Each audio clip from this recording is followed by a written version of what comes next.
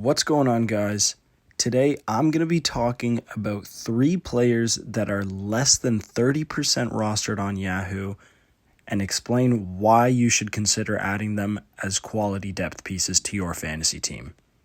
The first guy I want to talk about is Matt Zuccarello of the Minnesota Wild, who spent the large majority of his career in New York playing with the Rangers, and only in the 1920 season he moved to Minnesota, where he's been since then.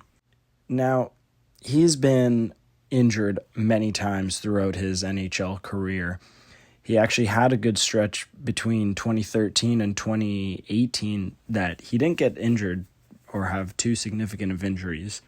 But in his time in the NHL, he's been a part of 15 different seasons. He has not played a single 82-game season. But the fantasy season moves very quickly, and we don't have time to look in the past.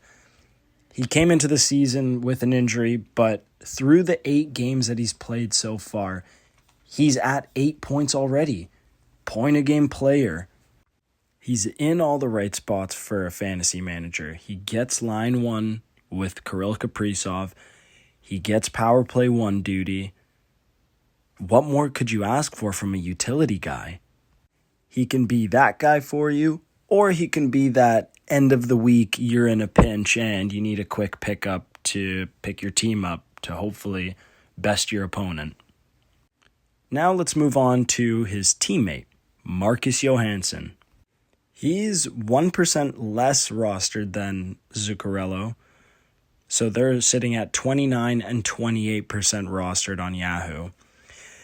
But depending on your league settings, Marcus Johansson should sit in and around the 100 rank mark, which that's really good for any depth piece that you want to add to your team. So Marcus is heading in that veteran territory. He's 35 years old, but look at the numbers. Through 23 games, he's got 19 points, 8 goals, and 11 assists.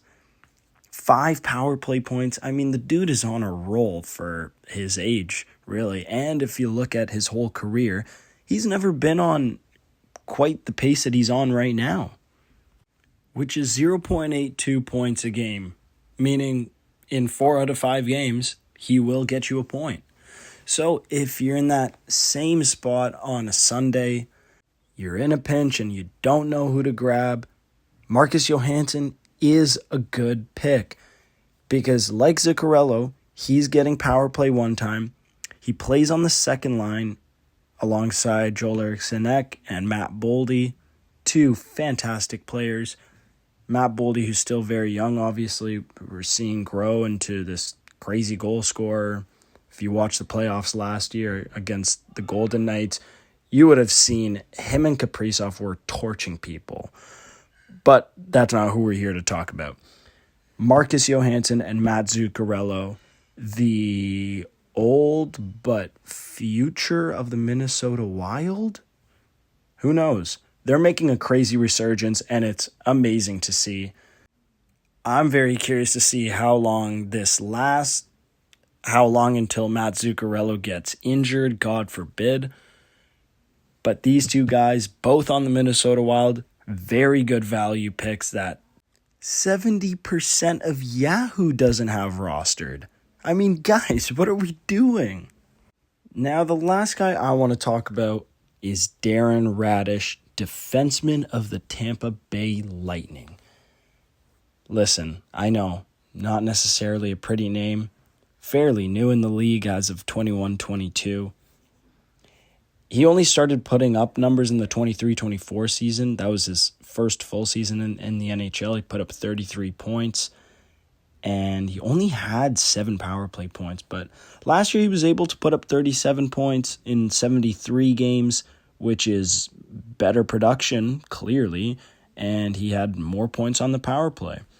Right now, Raddysh has been given a lot of time to play, fool around out there, because Victor Hedman, their number 1 defenseman, is out. And he's their power play 1 quarterback, essentially. And this is what Darren Raddysh has been tasked to deal with. and he is not disappointing. He's got 9 points through 16 games as a defenseman. That's really good. He's a -4, but we don't really read into that too much just because you're always going to be hovering in and around 0. Unless it's egregious, then that's when you have a conversation. If it's +40 that you end a season on, or it's -40 you end a season on, that's when you have a conversation about plus-minus, because you are directly impacting your team, good or bad. But back to Radish, great quality ad. He's going to be getting all of the power play time, all of the power play one time, that is, and he's getting the first pair minutes out there. Now, something to consider with Radish, eventually Hedman's going to come back, and they're going to question, what do we do with Radish? Who's going to quarterback the power play? Likely what will happen is Darren Radish will get moved to power play 2 and quarterback that one. Or they might like him so much that they might just try to ease Victor Hedman back in on power play 2 and keep Radish at power play 1. And there is a good chance that we'll see Victor Hedman and Darren Radish together as the first pair so that they can ride this and ride the high and keep going and see how much Darren Radish can really produce, because the last 2 years have been good. I'm sure they want to see even better improvement out of him. But that's it for this one, guys. Thanks a lot for watching and listening. Leave a like if you enjoyed, comment below if you've already picked up one of these players, and subscribe for more fantasy content. Peace.